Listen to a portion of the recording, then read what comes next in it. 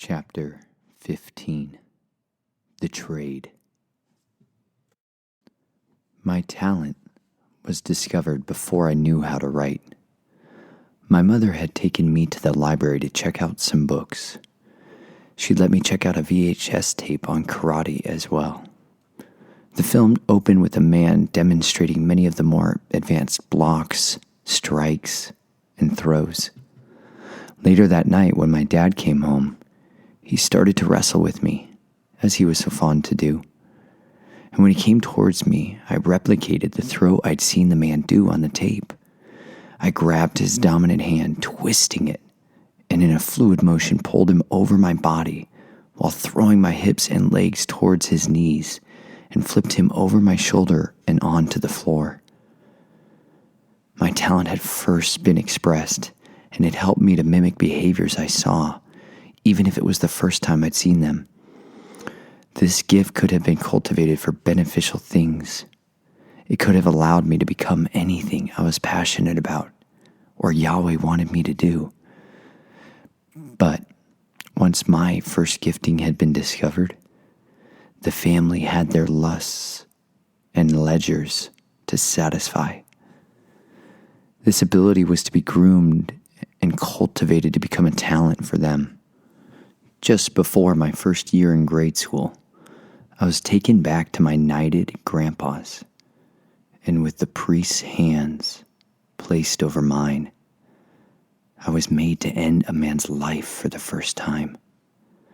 The cost for me was a shattered soul, but the prize for the brotherhood was a new seat of power. The knight advanced a degree, then later became a frequent Time magazine cover staple, a governor, and a war hero to the deceived. Perhaps a character was built around him who shall not be named, the one who armed rebels and overthrew our own puppet regimes in the Middle East, the one who partners with the families whose senior executive services built them a presidential infestation force of coercion, compromise, and control, who built a league with the family members of hiding in plain sight on C Street, architecting and orchestrating fellowships with death.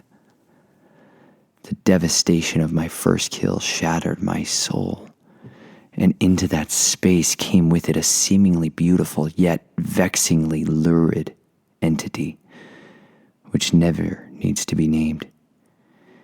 He became a familiar spirit of death, rage, and murder, who helped me to do the worst of deeds. My shedding of blood after family killings were through fueled his spiritual power, and in turn, he empowered my ability to enact more violence, lust, destruction, sin, cursing, and death. The manipulated contractual agreement is the true origin story of a virus with its host. It devoured my life while it made me a full-time producer for death. These are the darkest of secrets that so few are willing to share. The truth is, you do not make super soldiers, assassins, or spies without the aid of the kingdom of darkness. This does not mean programmers, participants, or victims are always aware that the powers being funneled into their personalities are demonic or from a fallen realm. This is because, unlike the Hollywood version of spiritual warfare, demonic entities, in reality, masquerade as something else. The shape-shifting quality of deceitful ones enables them to take on various forms to deceive, manipulate, and control their targets. For example, in the heights of my abuse and pain, the brutes would have me call out to a specific power to save me, which was often an angel of light or a being of seduction with enormous intellect and strength. They would read incantations and ancient oaths over us as the abuse occurred. I would make an agreement with the manifested spirit, the force or the feeling, to have permission to come into me and equip me with strength to overpower my enemies or no longer to feel the pain. This occulted knowledge is what the order, my grandfather and his brothers, were armed with. The method of fracturing, programming, and demonizing he used on me proved to be a tremendous success. This success was defined by kills, blackmail tapes of pedophilic rape, and undetected infiltrations, exfiltrations, and theft. Their success led him, along with other close family members, to put together a training program on how children can be made stronger and more lethal if you demonically charge their personalities and make them killers of the first-class kind. The premise was not to wait until they could develop physical capabilities to achieve their goals, but instead to start immediately, imbuing them with spiritual powers to enable greater works at even earlier ages. They believed the younger the child, the better, because the spiritual powers released in a child were not dependent on their physical size, but the strength of their will. Many of the orders in Gnostic religions believe that the will is the true force, which can manifest physical power and actions from internal and external sources. The training program my grandfather created was sold to other families, lodges, and international governing bodies, earning them a tremendous increase. The cultivation of such chosen ones is chronicled and documented in Russ Disdar's book, The Black Awakening, the rise of satanic super soldiers, and expelling the darkness. After the splitting of my soul and the charging of those personalities, I found this shape-shifting power abiding within, which could be unleashed with furious force. How and in what ways it was unleashed was entirely controlled. Just like a combat dog can be trained to allow its masters to safely pet it, but when given a command, it will tear apart the nerve clusters and arteries of its targets. It was these newfound pieces of my broken mind that were sharpened into a blade. That blade took on its own identity. And soon they taught me how to channel the hatred of my abusers, the rage and the desire for vengeance into the edge of a knife, a strangulation cord, fragmenting bullet, or poisoned syringe. They manipulated my misery and pain and forced me to prove my worth to the family by learning the ways of death. I was taught and initiated by many masters how to cut a body so the blood would leak out slowly, quickly, or bring death in 5 seconds or less. I was taught by other chiefs and big medicine men to skin and shadow walk. Later came the ways to walk on leaves without making noise. Later still came the commanders and the instructors who made me capable of not leaving a trace of my presence, even down to my DNA at the scene of targeted eliminations. Because of this, I was forced into the underground world where blackmail and death threats are strictly enforced. The family was proud of their child killers.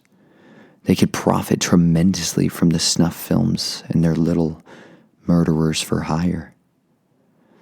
After all, they like to remind customers that children fit in places adults just can't.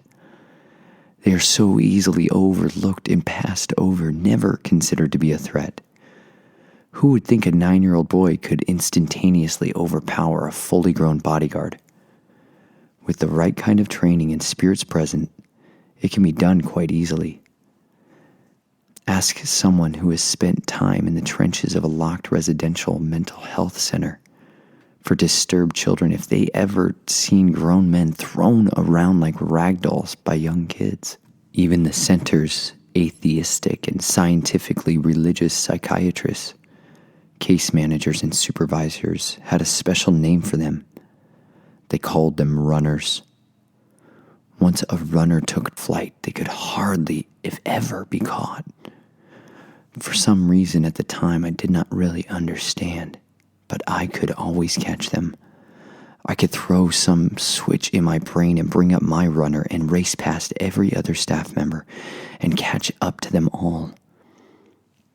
There was never a shift I worked at that facility where a runner escaped. It does not always take something supernatural to do it. Sometimes just the shutting off of your need to not strain a muscle, or the fears of what would happen if you ran full speed onto a busy 6-lane road can also work. Running is essential when it comes to the trade or the work the families do. Sometimes paying clients or red light guests get too abusive or too close to someone who might help them get out. The family realized they could convince me to kill anyone for them so long as I believed they were a pedophile, brute, a trafficker of children, or someone who covered up these types of crimes. While I grew in my skills and abilities, my parents were quick to cover the visible signs of my abuse and trauma by moving me from school to school. Between 2nd and 3rd grade alone, they had me change schools 4 times. It was this pattern of hiding the evidence and destabilization of his chosen one that my father was so good at, all the while broadening and deepening the Reynolds southwestern tendrils of blackmail and manipulative control. Too many little black books and compromising files were built by selling off of my body, blades, or blood, and these became powerful tools the family used for significant gain. If a teacher at school started asking too many questions about why my handwriting would change so drastically as I switched from one personality to another, or about the bruises or uncontrollable vomiting sessions, I would be forced into a new school. Worse still were when I'd grown too close to a friend or their family who might make me feel safe, loved, and understood. The rug would be pulled out from under and away we would go. Certain aspects of my family's approach are different than others. I can't sit here and try to claim I know how all of the underworld operates. All I can tell is the secrets I was raised with and taught. Some families give their children all the training for their gifting, yet they do not let them loose until a much later date. The Disneys and their Mickey Mouse boys and girls, turned into objects of lust, are internationally renowned for it. Some are given all the pleasures and luxuries money can buy, while others starve their children, continually lavishing plenty on the family around them, but keeping them caged like a lion in a pit, waiting for his prey. This is why some families raise their children on familial maintained estates, while others are sent to the suburbs, subways, and trailer parks. My role in the family necessitated mediocrity. Chosen ones, especially guardians and assassins, are not allowed to stand out. So I was made to be mediocre. They're made to be chameleons, able to look like their environments and become what their prey believed, wanted, and expected to see. Within this path, there is no exceptionalism allowed, as it brings unwanted attention. So my family took the trade seriously, and they knew that the best way to climb the pyramid to influence, power, and wealth was to offer up their pet project. My blood, body, blade, and blackmail records were the currency of bricks my family used to build its tower of rebellion. Once my bodily skills, talents, and usefulness were uncontrollable, they moved on to the next generation. There is only so much a mind can endure, and the traumas my body had experienced had left their marks. There is a saying proven correct: killing always leaves a mark. The first murderer of man, Cain, can attest to being cursed with such a burden. He was the first to bear the mark of death. Now I too was made to carry this mark. Too many of the traumas were invisible, and after my East Coast elite grandfather, a former president over the American Society of Civil Engineers, who my dad had moved in with us, died, it left me without an identity as his property. I grew overwhelmed with sorrow to the point of death.